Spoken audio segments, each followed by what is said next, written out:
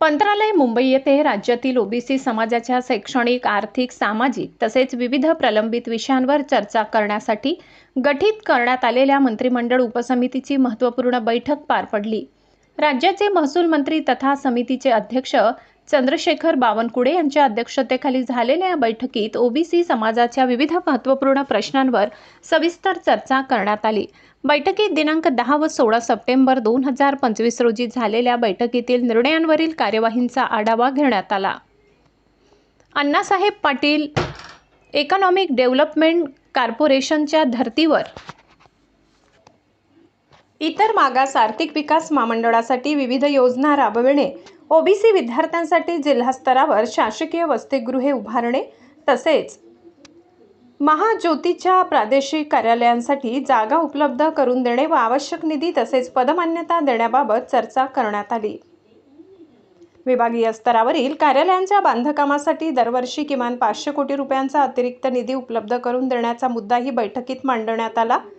तसेच ओबीसी शासकीय वसतिगृहे व ज्ञानज्योती सावित्रीबाई फुले आधार योजनेतील लाभार्थी विद्यार्थी-विद्यार्थिनींची संख्या वाढविणे, महाज्योती व इतर मागास आर्थिक विकास महामंडळातील योजनांच्या प्रभावी अंमलबजावणीसाठी संचालक मंडळांच्या नियुक्त्या करणे, राष्ट्रीय संरक्षण प्रबोधिनी प्रशिक्षणासाठी सातारा जिल्ह्यातील नायगाव येथे शासकीय जागा उपलब्ध करून देण्याबाबत चर्चा झाली। पुणे येथील शिवाजीनगर परिसरात सारथीच्या धर्तीवर महाज्योतीचे प्रादेशिक कार्यालय, स्पर्धा परीक्षा पूर्व प्रशिक्षण केंद्र, अद्ययावत ग्रंथालय व निवासी वसतिगृह उभारण्यासाठी दुग्ध व्यवसाय विभागाची उपलब्ध जागा हस्तांतरित करण्याबाबत सकारात्मक चर्चा करण्यात आली। तसेच नाशिक येथील मेरी परिसरातील सर्वे क्रमांक 117 या जागेवर महाज्योतीच्या प्रादेशिक कार्यालयाचे बांधकाम सुरू करण्यासंदर्भात सकारात्मक चर्चा झाली।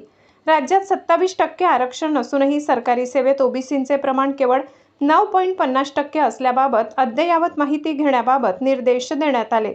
तसेच महात्मा ज्योतिराव फुले यांच्या 200व्या जयंती वर्षानिमित्त महाज्योतीमार्फत राबविण्यात येणाऱ्या विविध योजनांबाबतही बैठकीत चर्चा करण्यात आली।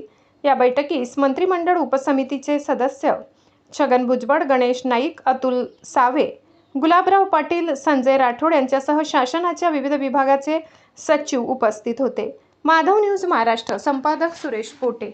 इतकंच अशा आणखी महत्त्वाच्या बातम्या पाहण्यासाठी आमच्यासोबत जोडलेले रहा।